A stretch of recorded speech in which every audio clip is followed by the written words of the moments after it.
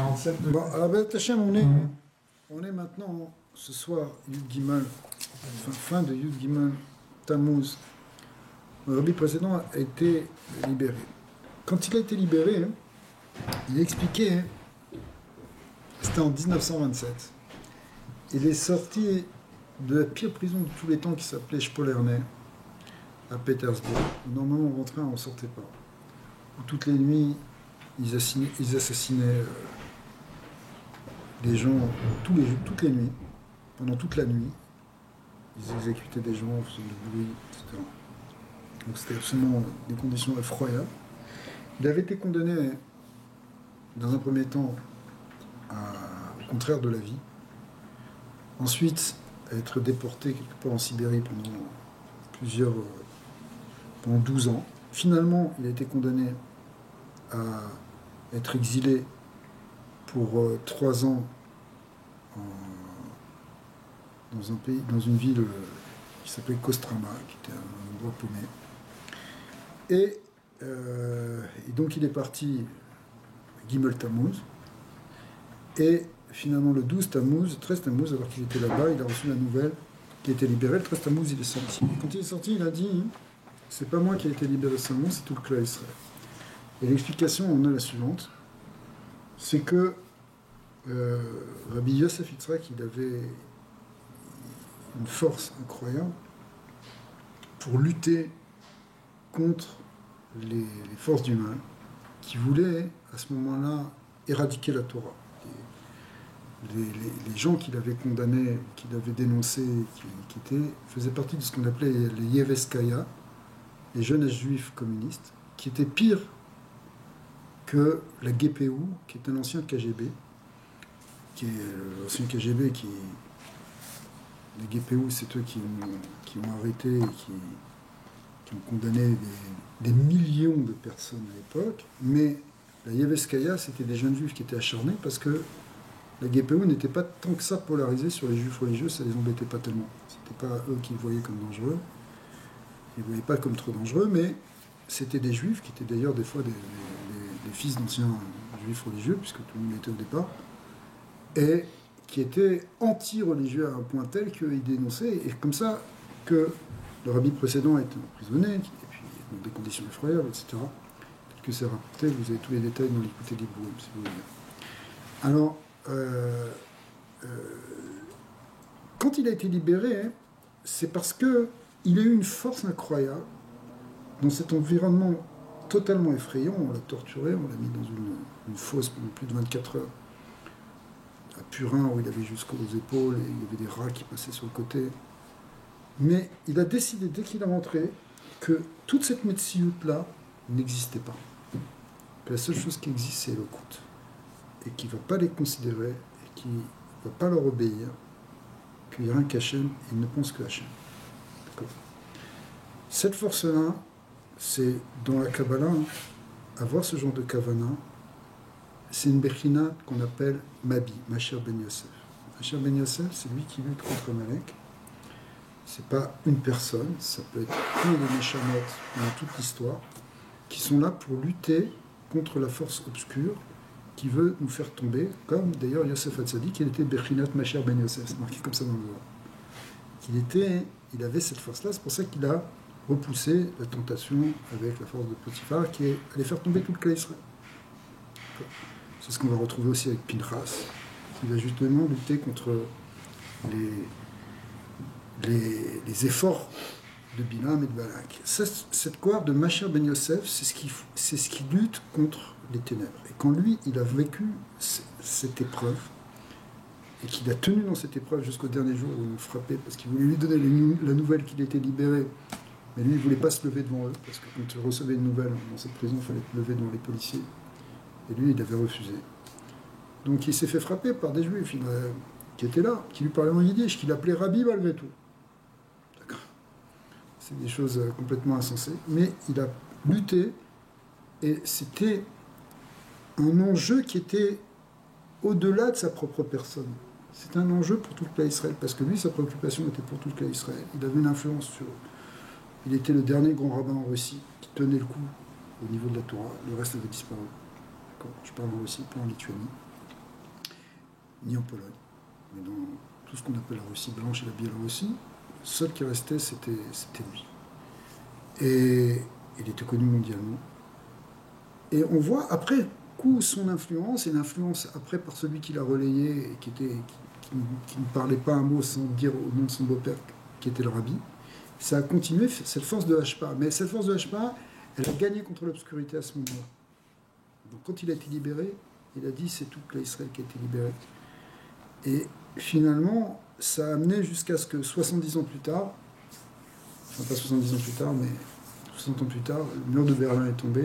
Et finalement, cette dernière kippa de Amalek, qui tenait prisonnier le peuple Israël, est tombée.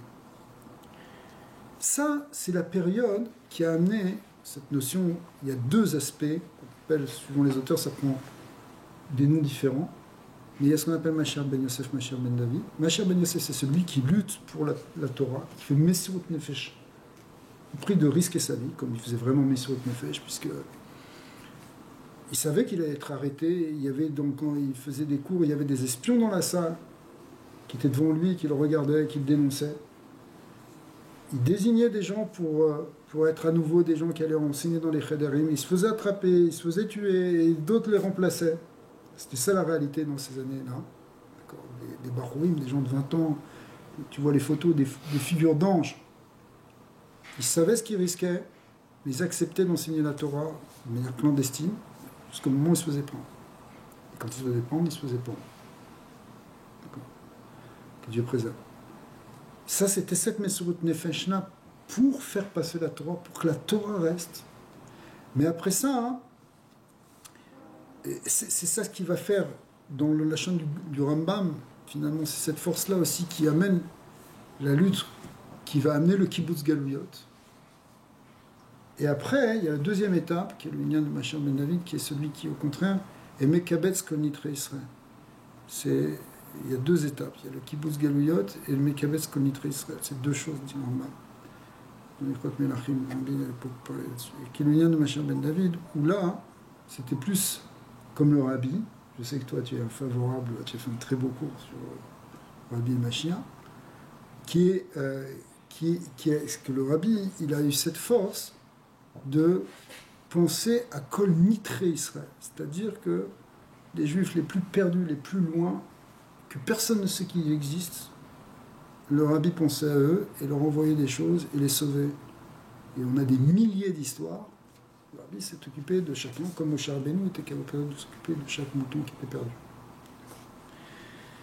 Mais dans l'histoire, dans les autres Sfarim, par exemple, les élèves du Gaon de Vilna, ils ont les Mekoubalim, qui est Ravi de Mishkelov ou d'autres, ils ont des écrits et des Kabbalot du Gaon, ou après de Vologine, comme quoi il y a deux étapes, Mashiach ben Yosef, Mashiach ben David, c'est deux étapes dans le temps, et c'est une étape qui va lutter justement contre la force du mal, et après une étape où au contraire les choses s'établissent, on construit le Beth Amikdash, où la Rouchaniyut, elle se dévoile beaucoup plus. Et ça, c'est une yann de Mashiach ben David. C'est ce qui est marqué ici aussi dans le Malbim. C'est ce qui est marqué dans le Ramchal. Le Ramchal, il parle des deux étapes qui s'appellent, dans Mamara Geoula, il explique qu'il y a deux étapes. Une qui s'appelle la Pekida, une qui s'appelle la Zechira. La Pekida, c'est l'âme Israël qui sort de la poussière, qui arrête d'être oppressé par les nations. Et après, il y a la Zechira, qui est la Géoula proprement dite, lorsque la Shrina revient vraiment à Tzion, que le Beth Amikdash est reconstruit, et que c'est plus simplement que la Shrina n'est plus dans la poussière, c'est que la Shrina retrouve son statut royal. D'accord. Et si, dans un passouk de Yirmiyahu, il y a marqué « Kiko amar Hashem ranu le Yaakov ». Ranu, c'est la chaîne Rina, ça veut dire une allégresse pour Yaakov, c'est une prophétie positive. Simcha vetsaalou, une joie et aussi une forme d'allégresse. Berosh agoyim, ishmielu alelu veimru oshia, donc Berosh agoyim, à la tête des nations. Ashmiyu, on a entendu, alelu veimru, vont louer, ils vont dire Osha Hashem et Amecha et Sherit Israël. Et que effectivement, qu'Akadosh Baruch Hu a sauvé le peuple d'Israël, ce qu'il en restait. Alors, le Malbim il dit Ranu le Yaakov, Simcha, Trila Yarono al Simcha Shaya le Yaakov, ou Maïe Simcha. Donc d'abord, il y a une Simcha au niveau de Yaakov, et après on va voir au niveau de Israël. Au niveau de Yaakov, c'est quoi? Saou Rosh Hagoyim, c'est-à-dire que chez Be'acharit Yeme Galutam, à la fin de la Galoute, Yusar Me'alayem Ashibud. C'est la fin du Shibud Galouyot, c'est la fin du Shibud des nations, de l'assujettissement, l'asservissement aux nations. V'yitsalou qui yiu berosh hagoyim. Et du coup, ils vont Vetsalou, pardon, ils vont louer, ils vont être dans l'allégresse. Pourquoi? Parce qu'ils seront berosh hagoyim. On retrouve cette place en tête des nations, comme on le voit aujourd'hui, qu'Israël est à la pointe de la technologie, à la pointe de beaucoup de choses. On voit, c'est pour ça que ça crée tellement de jalousie. Pourquoi en Europe ils sont tellement, là, avec le boycott israélien, etc., c'est parce qu'ils ne supportent pas que le peuple juif il puisse revenir au range. C'est quelque chose qui est trop contraire à l'antisémitisme profond qui a été développé pendant 2000 ans, où on voyait que pour eux, le peuple juif, il devait rester un peuple de témoins, écrasé par les autres, pour montrer qu'il avait tort. Eh bien, c'est pas vrai, parce qu'on voit que justement, maintenant, on a raison, et que le peuple d'Israël, il est au-dessus des nations. Shagoyim, Yetenu Lahem, Kevod, Kavod Viyu Berosham. Et finalement, ils vont trouver du Kavod. Israël va être honoré par les nations. Ça viendra remplacer cette honte et ce bisaïon dans lequel on était toujours sous leurs pieds. Vene Yaakov, em amon am, ve apechutim shebaem. Le mot Yaakov, il n'est pas employé par hasard ici, parce que Yaakov, c'est le Ekev, c'est le pied, c'est le côté qui est bas. Et on est au départ, quand Yaakov, c'est comme ça qu'on s'appelle dans la Galoute, parce qu'on s'appelle, on est justement piétiné par les nations. Ve Israël est Magdolim, comme on a vu tout à l'heure dans le Zohar, que Israël c'est l'Irosh, Israël c'est le Roche, Ekev, Yaakov c'est le Ekev, c'est le talon, et Israël c'est la tête, on va de l'un à l'autre. Et donc ça représente, le nom Israël, c'est vraiment le nom qu'on a pendant la Géoula.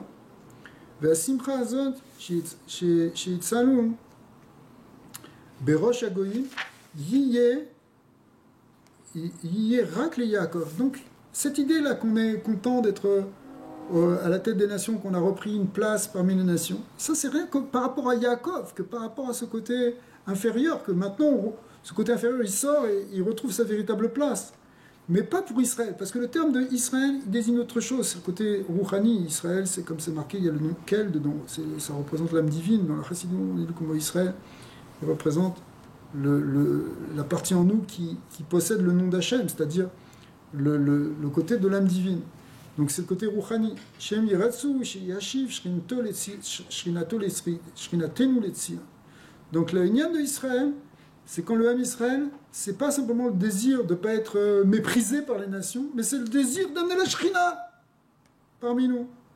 Et donc le Beth Amikdash, Aval Az Be'eta'i, Ishmiu, Ve'ichrizu, Be'pirsum, Ve'alelu, Et Hashem, Al-Yedema, Shetamru, Oshia Hashem, Et Amecha, Tzadikim, Et Sherit Israël, Shem Rotzim, Be'tshuat, Amitit, Mikibutz Galuyot, Ve'shivatan et Tzion.